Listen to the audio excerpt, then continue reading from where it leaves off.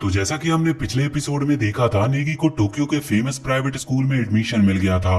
लेकिन सच्चाई कुछ और ही थी। वहाँ उसे और उसके अलावा 14 और स्टूडेंट को मोनोकुमा नाम के एक टेडी बियर ने बंद कर दिया होता है और वहाँ से बाहर निकलने के लिए हर किसी को एक मर्डर करना होगा। ऐसे ही कुछ दिनों बाद नेगी के पुराने स्कूल की क्लासमेट मायोजोनो का मर्डर हो जाता है और क्योंकि उसकी बॉडी नेगी के रूम में मिली थी, इसीलिए सब नेगी के ऊपर ही शक करने लगते हैं और सब एक कोर्ट में इसके बारे में बात करके असली क्रिमिनल को ढूंढने वाले थे। तो आगे जब सब कोर्ट रूम में पहुंचते हैं तो वहां पर 16 लोगों के खड़े होने की जगह थी, जबकि वो लोग टोटल 15 ही थे।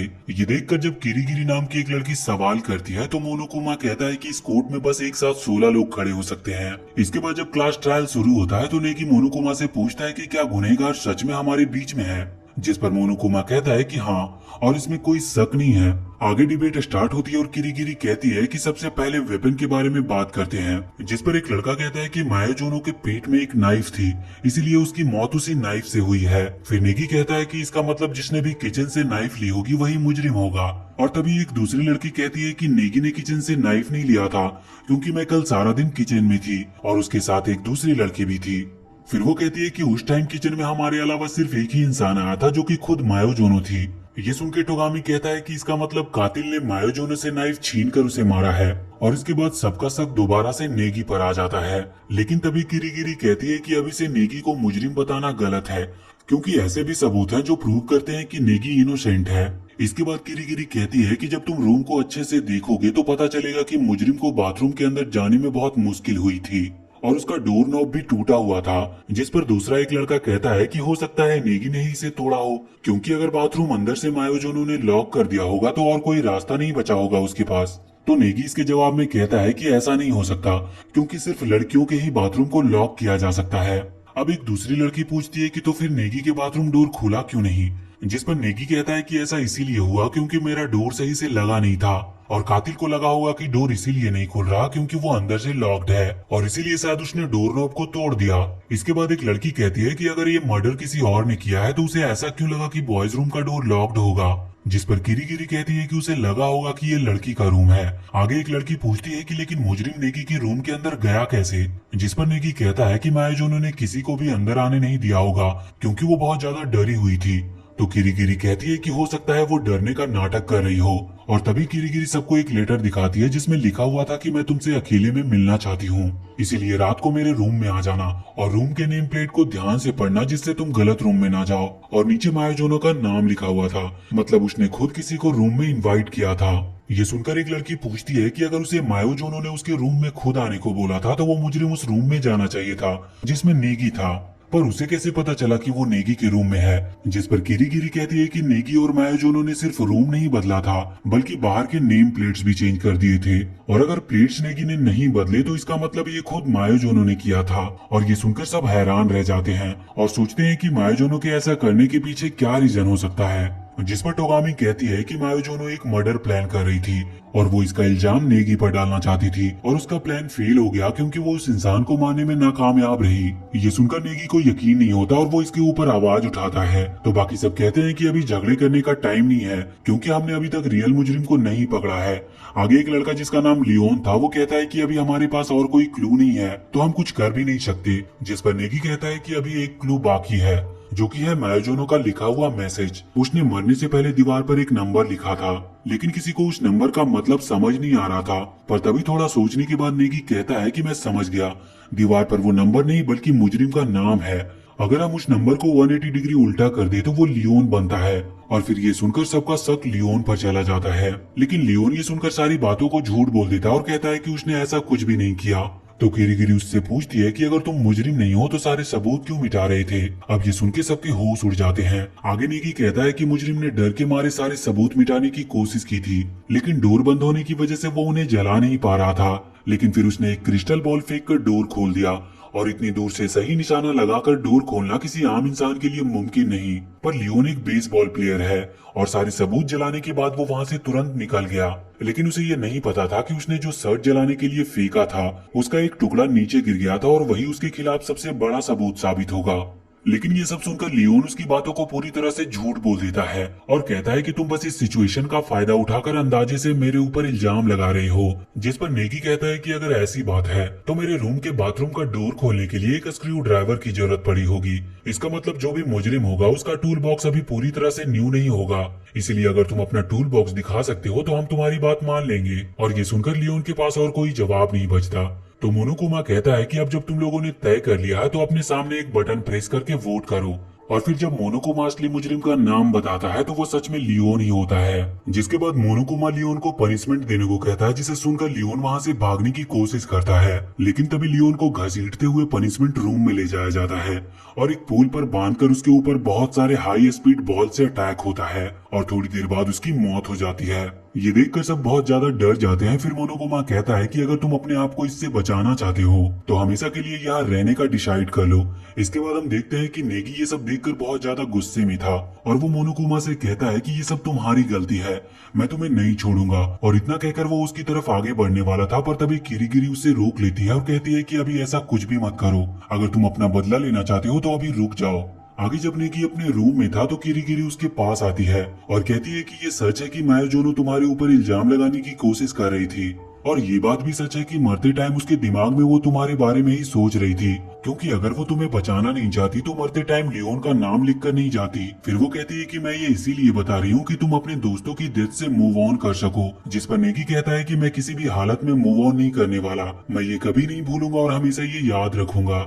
इसके बाद आगे हम देखते हैं कि नेगी अपने रूम में नहाते टाइम मायोजोनो के मर्डर के बारे में सोच रहा था कि कैसे मोनोकुमा इन सब के लिए जिम्मेदार है। आगे मोनोकुमा सबसे कहता है कि अभी मैंने तुम लोगों के लिए एक नई दुनिया के दरवाजे खोल दिया है, इसीलिए अब तुम वहाँ भी इंजॉय कर सकते हो। फिर हम देखते हैं कि सेकंड फ्लोर के सामने डोर खुल जाता है और अब वो लोग सेकंड फ्लोर में भी जा सकते थे। अब वहाँ पर एक लड़की कहती है कि जब तक हम साथ में रहकर कोशिश करेंगे मोनोकुमा को हराने का तो कोई ना कोई रास्ता जरूर मिलेगा। जिस पर टोगामी कहता है कि तुम सपने देखना छोड़ दो, और वहाँ किरीगिरी कहती है कि हम मोनोकुमा को बहुत हल्के में ले रहे हैं, वो हमारी सोच से भी ज्यादा पावरफुल है, इसीलिए हमें यहाँ रूल्स के मुताबिक रहना होगा।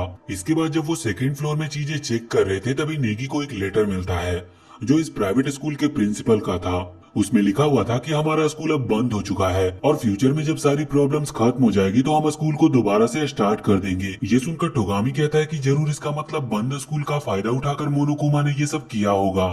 फिर टोगामी कहता है कि यहाँ पर कुछ नोवेल्स भी मिले हैं, जिस दिन मर्डर का खेल नहीं होगा उस दिन ये पढ़कर हम थोड़ा आराम कर सकते हैं।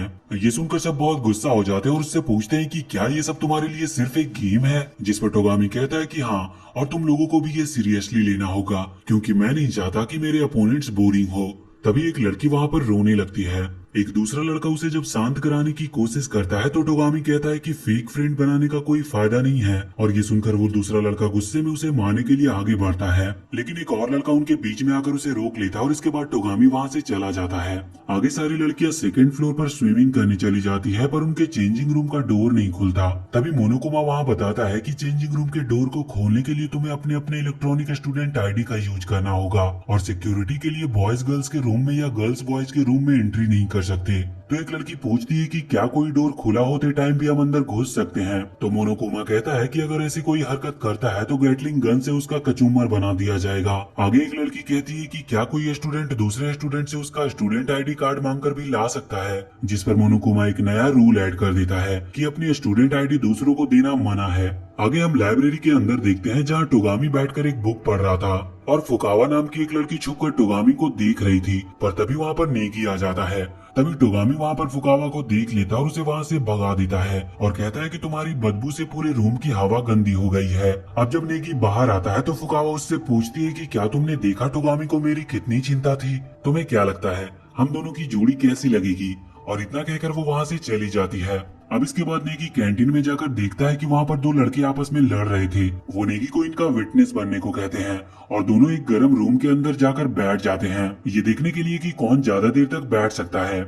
अब अगले दिन हम देखते हैं कि वही दोनों लड़के अब आपस में अच्छे दोस्त बन गए थे, और जब नेगी उनसे कल के कंपटीशन के बारे में पूछता है तो वो उसकी बातों को टाल देते हैं, साथ में हंसने भी लगते हैं। उसी वक्त मोनोकुमा एक अनाउंसमेंट करता है और सबको जिम में इकट्ठा होने को बोलता है। आगे मोनोकुमा उनसे कहता है कि मैं अभी तुम लोगों को एक नया मकसद देने वाला हूँ, जिससे कि तुम मर्डर करने पर मजबूर हो जाओ। इस बार मैं तुम सबके शर्मिंदगी भरे मोमेंट्स और डार्क सीक्रेट शेयर करूंगा। और इतना कहकर वो वहाँ पर बहुत सारे पेपर्स फेंक देता है और हर एक पेपर में एक स्टूडेंट का नाम लिखा हुआ था। और जब सब उस पेपर को निकाल कर पढ़ते हैं तो बहुत हैरान रह जाते हैं। नेगी के लेटर में लिखा हुआ था कि वो 5th ग्रेड तक बिस्तर गीला कर देता था। तभी मोनोकुमा कहता है कि तुम लोगों के पास कल तक का टाइम है, अगर तब तक कोई मर्डर नहीं हुआ तो मैं सबके सीक्रेट पूरी दुनिया को दिखा दूंगा। और इतना कहकर वो वहाँ से गायब हो जाता है। अगली सुबह जब नेगी की आंखें खुलती है तो उसे मोनोकुमा की आवाज सुनाई देती है जो बोल रहा था कि तुम्हारे एक क्लासमेट के साथ एक हादसा हो गया है और तुम अभी तक सो रहे हो। जब नेगी सबके पास जाकर पूछता है तो सब बोलते हैं कि लगता है फिर से किसी की मौत हुई है।